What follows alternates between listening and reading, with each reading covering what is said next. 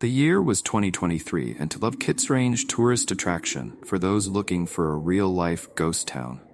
But it wasn't the town's eerie silence or the abandoned buildings that brought Ethan and his group there that summer. It was the whispers of something much darker, a rumor spreading among locals that Kitsault wasn't as empty as it seemed. Something or someone still lurked there, and whatever it wasn't human. Ethan had always been a thrill seeker, but nothing prepared him for what would happen that night. His best friends, Lily, Jake, and Mason, piled into his rusty Jeep for the long trip up north. They had seen the town in documentaries, the stories of perfectly preserved homes and a fully stocked hospital with everything left behind, just waiting for its residents to return. But nobody ever did. The plan was simple: explore the abandoned town, crash in one of the empty houses, and spend the night sharing ghost stories. But the deeper they drove into the dense forest leading to Kitsault, the more their excitement turned into unease. The sky was overcast, and the dense trees blocked most of the light. The winding road seemed to stretch on forever, and there was no cell service for miles. "How much longer?" Lily asked, her voice tense as she stared out the window at the darkening woods.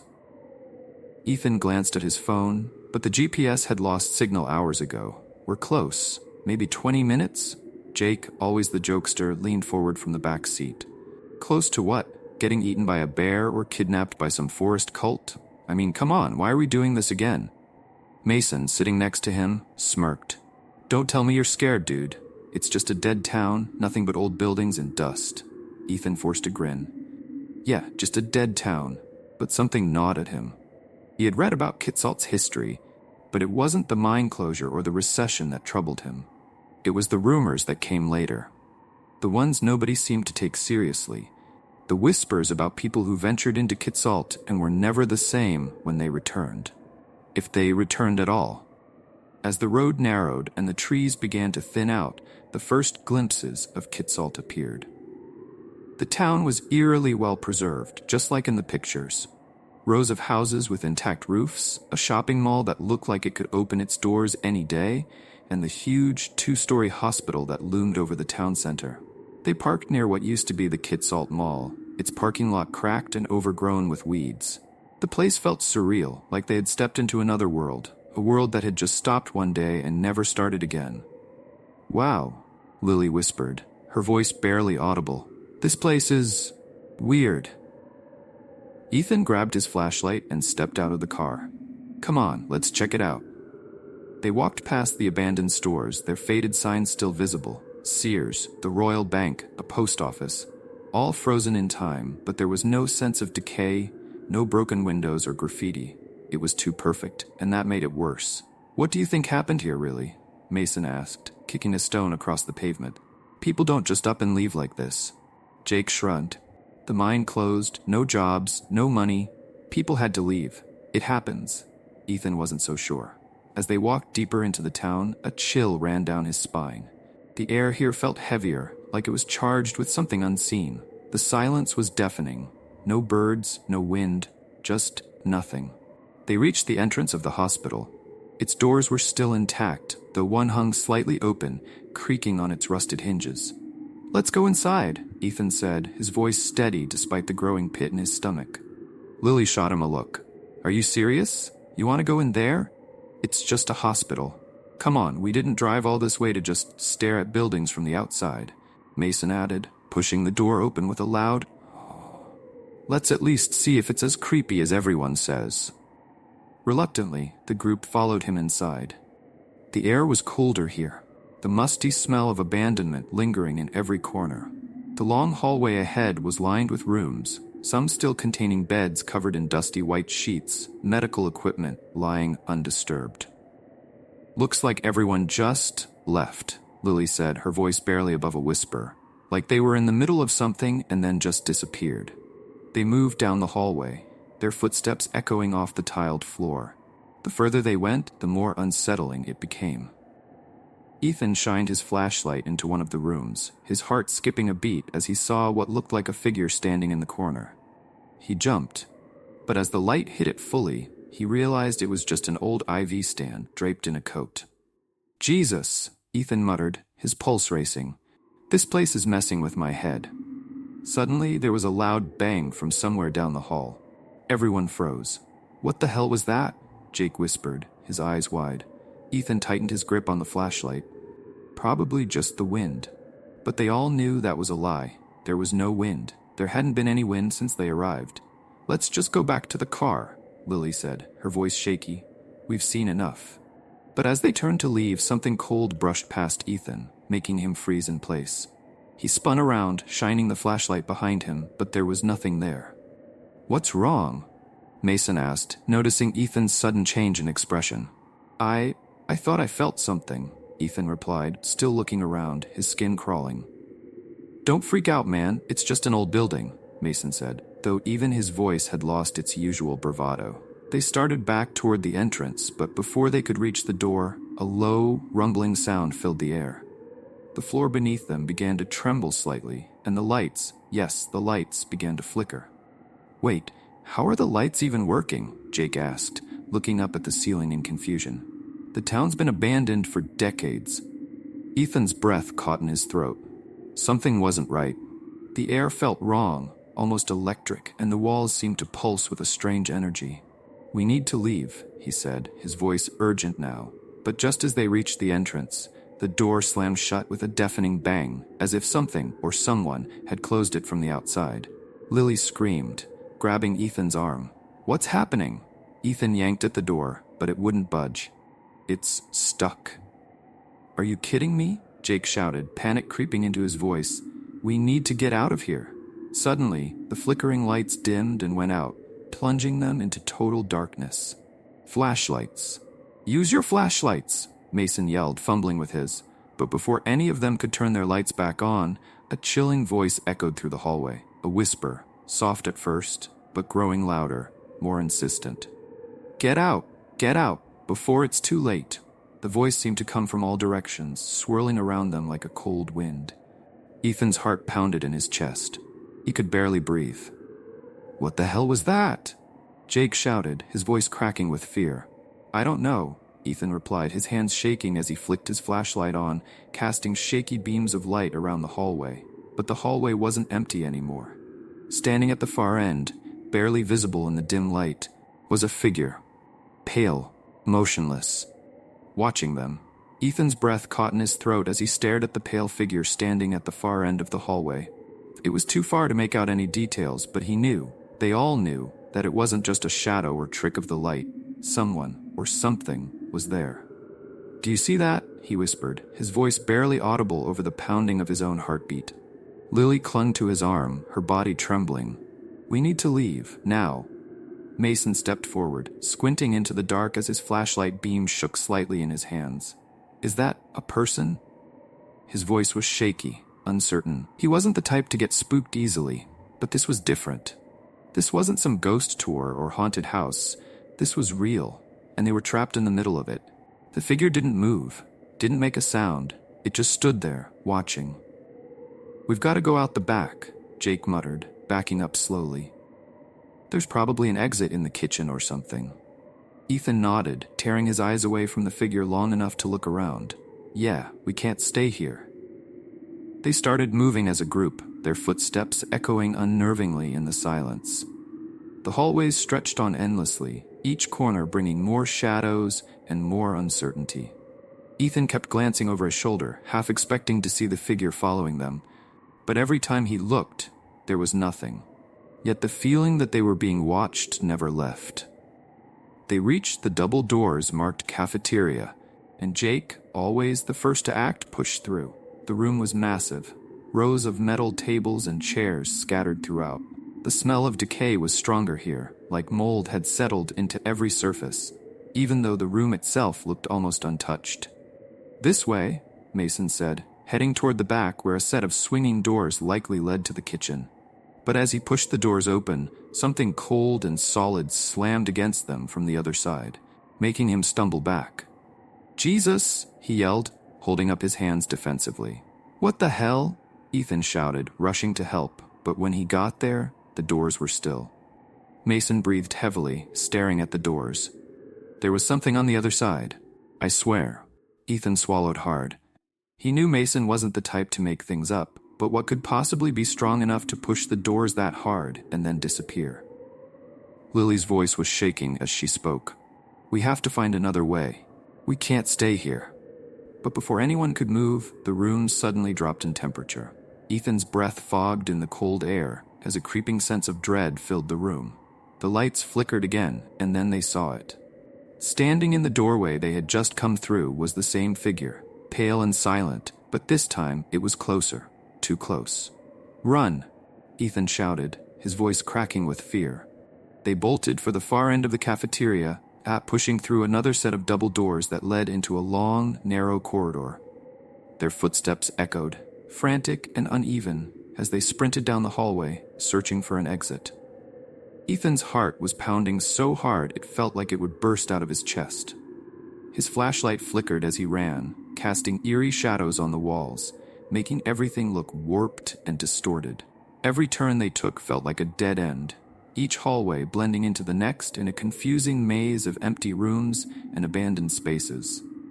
This place is a goddamn labyrinth. Jake yelled, his voice ragged from the effort of running. There's gotta be an exit somewhere, Ethan replied, though he wasn't sure if he believed his own words anymore. The longer they ran, the more it felt like the hospital itself was working against them, like it didn't want them to leave. Suddenly, Lily screamed. Ethan whipped around, his flashlight beam sweeping across the hallway. Lily was standing in front of a window, staring outside, but it wasn't what was outside that had terrified her. It was what was reflected inside. Standing right behind them, visible only in the reflection of the glass, was the figure. Pale, motionless, and now close enough that they could almost feel its cold breath on the back of their necks.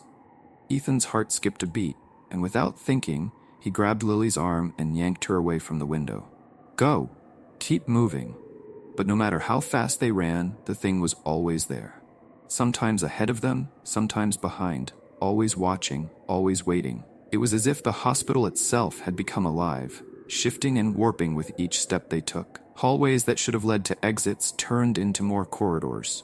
Doors that should have opened to stairwells revealed only darkness. A cold, suffocating void that stretched on into nothingness. Mason was the first to crack. He stopped running, breathing hard, his back pressed against the wall as he clutched his head. I can't do this anymore. Ethan rushed to his side. Mason, we have to keep moving. It's right behind us. But Mason's eyes were wide with fear, his whole body trembling. No, it's not just behind us. It's inside. Ethan froze, his blood running cold. What? What are you talking about? Mason's voice was barely a whisper. I can feel it, in my head. It's like it's crawling inside me. Jake grabbed him by the shoulders, shaking him. Snap out of it, man. You're not thinking straight. But Mason just kept shaking his head, his eyes distant, lost in some unseen terror. It's in me, it's in all of us. Suddenly, Mason let out a guttural scream, doubling over as if something was tearing him apart from the inside. Mason, Lily cried, trying to reach out to him, but Ethan held her back. Mason, stop! Ethan shouted, but Mason's screams only grew louder, echoing through the empty hallways. Without warning, Mason's body went limp, and he collapsed to the floor, motionless. For a moment, the world seemed to stop. Nobody moved. Nobody breathed. Then Mason's eyes snapped open. But they weren't Mason's eyes anymore. They were dark, hollow, and filled with a strange, malevolent light. Ethan's heart skipped a beat as he stumbled backward, pulling Lily with him. What the hell? Mason, or whatever was controlling him, slowly got to his feet, his movements jerky and unnatural like a puppet on strings. Guys, Jake whispered, his voice trembling. We need to get out of here. Now. But before they could move, Mason's twisted, unnatural voice filled the air. You can't leave. None of you can leave. Ethan's blood ran cold as the words sank in. Whatever had taken control of Mason wasn't human, and it wasn't going to let them leave. What do you want? Ethan demanded, his voice shaking. The thing inside Mason smiled, but it was a smile that didn't belong on a human face. This place, it's ours now, and so are you. With that, the lights flickered again, and the figure from the hallways appeared behind Mason, its ghostly form drifting closer, as if drawn to the group's fear. We need to go, Lily cried, pulling at Ethan's arm. Ethan nodded, but as they turned to run, the doors slammed shut, trapping them inside the narrow corridor. "Run! Find another way!" Jake shouted, pushing past Ethan as he sprinted toward the far end of the hall. But it was too late. The walls began to close in, the very structure of the hospital twisting and warping around them, trapping them in a maze of shadow and terror. And as the walls pressed closer, the whispers started again. Soft at first, but growing louder and louder until they filled the air, drowning out everything else. "You shouldn't have come here. You shouldn't have come here." The words echoed in Ethan's mind, and for the first time since they'd arrived, he truly believed them. Ethan felt like his entire world was closing in around him. The air was thick with the oppressive weight of unseen eyes, watching, waiting. The walls themselves seemed to move, narrowing the already cramped hallway as they pressed in tighter. The doors at both ends of the corridor remained sealed, trapping them with no way out. Mason, if he could still be called that, stood there, his body twisted and unnatural, eyes dark as pits of nothingness. Whatever had taken control of him wasn't done. It was still hungry. Jake was the first to act. Without warning, he slammed into one of the doors, throwing his entire weight against it. "We can't stay here," he shouted, his voice cracking with panic. But the door didn't budge, not even a little. Ethan's hands trembled as he searched for another way out. His flashlight flickered in the growing darkness. But the beam was weak and barely pierced the suffocating blackness. The whispers in his head were getting louder, a chorus of voices overlapping one another, indistinct but filled with malice. It was as if the entire hospital itself was alive and angry. "You shouldn't have come here. You shouldn't have come here." The phrase kept repeating, bouncing off the walls, reverberating inside his skull. Ethan squeezed his eyes shut, trying to block it out, but the whispers were relentless. Lily clung to his arm, her fingers digging into his skin. "Ethan," she whispered, tears streaming down her face. I can't take it anymore." "We're getting out of here," he said through clenched teeth, though he wasn't sure if he believed his own words. His mind was racing. Every instinct screamed at him to run, but there was nowhere to go. The hospital had trapped them like rats in a maze, and it wasn't going to let them out alive. "Look!" Lily pointed to the ceiling, and Ethan followed her gaze.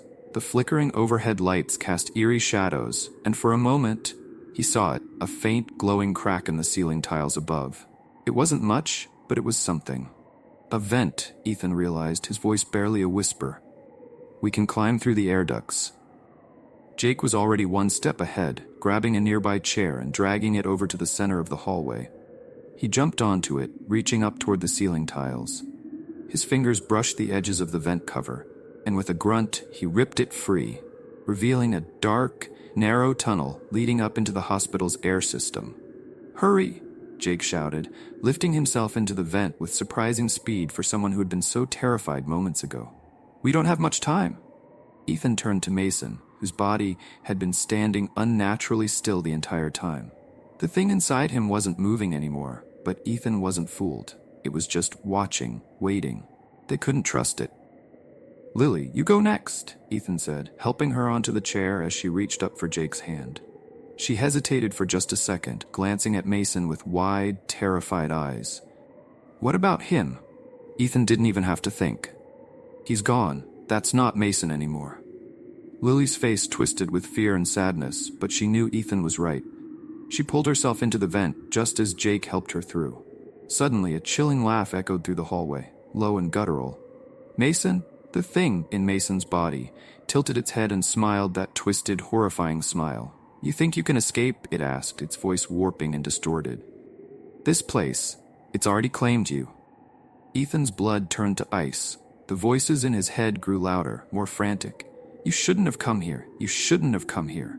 "Go!" Ethan shouted to Jake and Lily as he climbed onto the chair, forcing himself not to look back at whatever was standing behind him.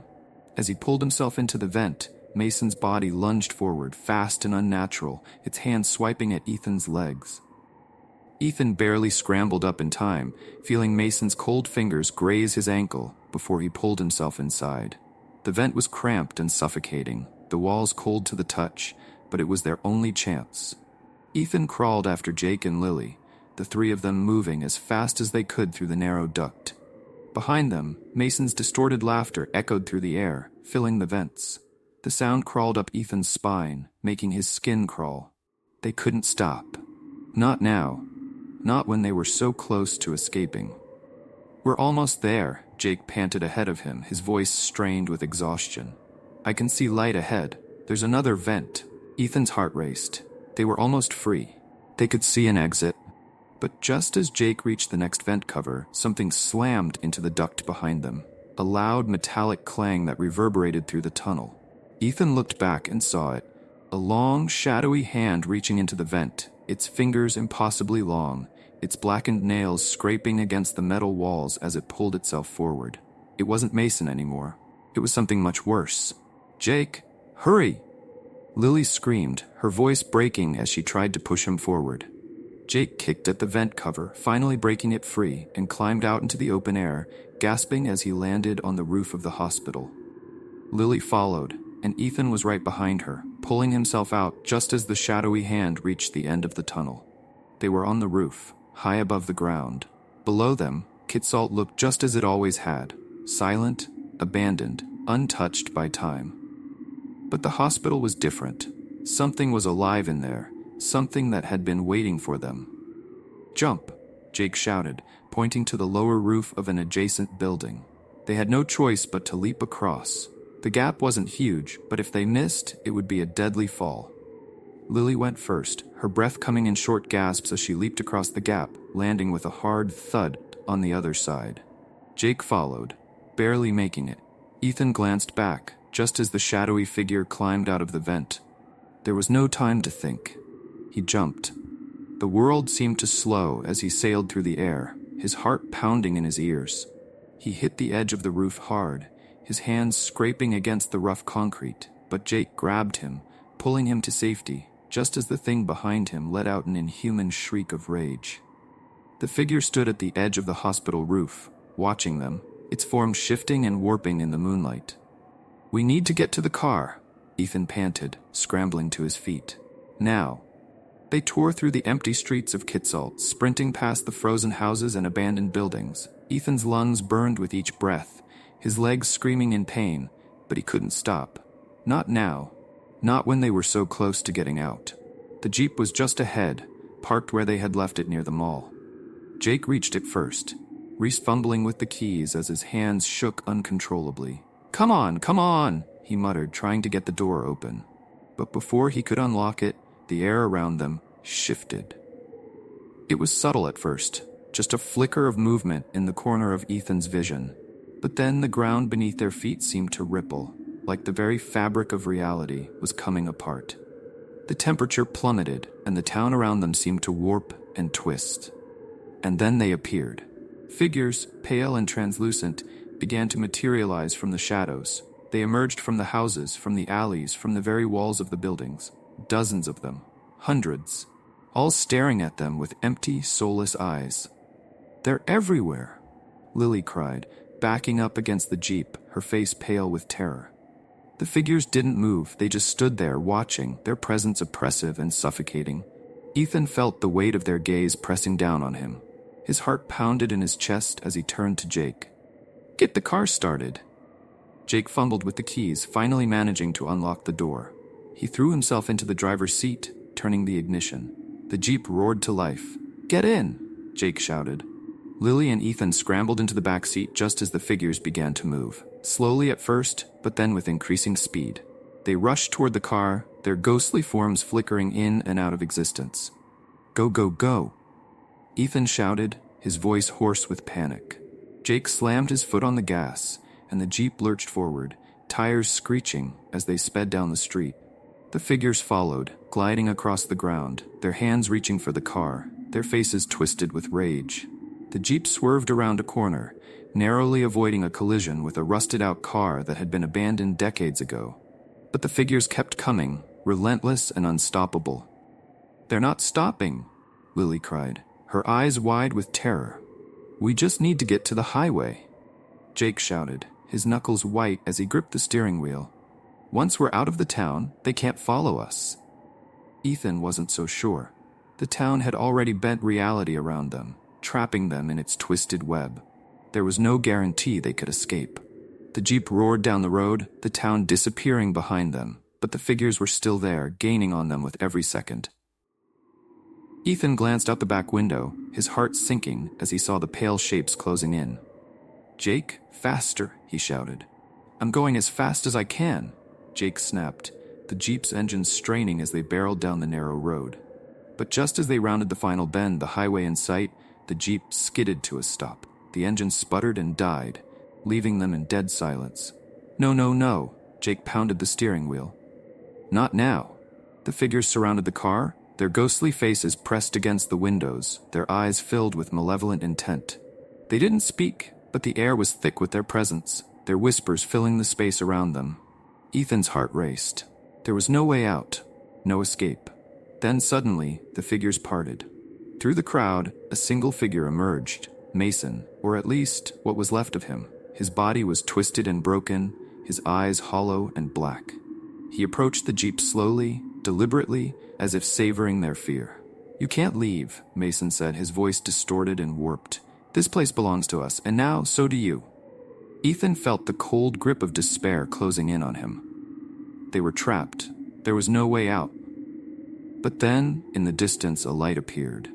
At first it was faint, barely noticeable, but it grew brighter, cutting through the oppressive darkness like a beacon of hope.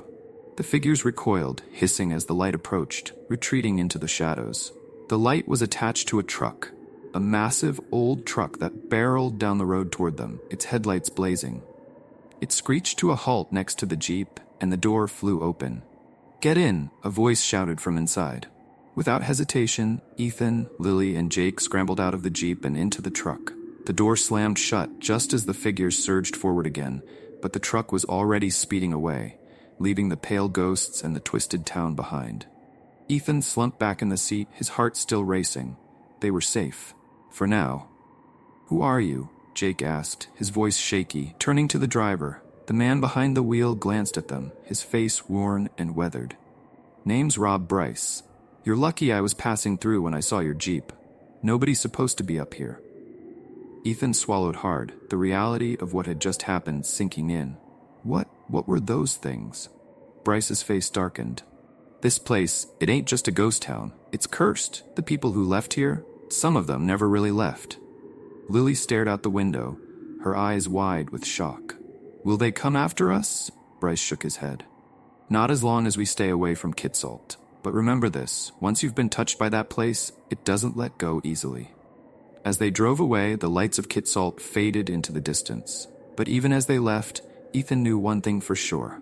They had escaped, but Kitsault would never be far behind.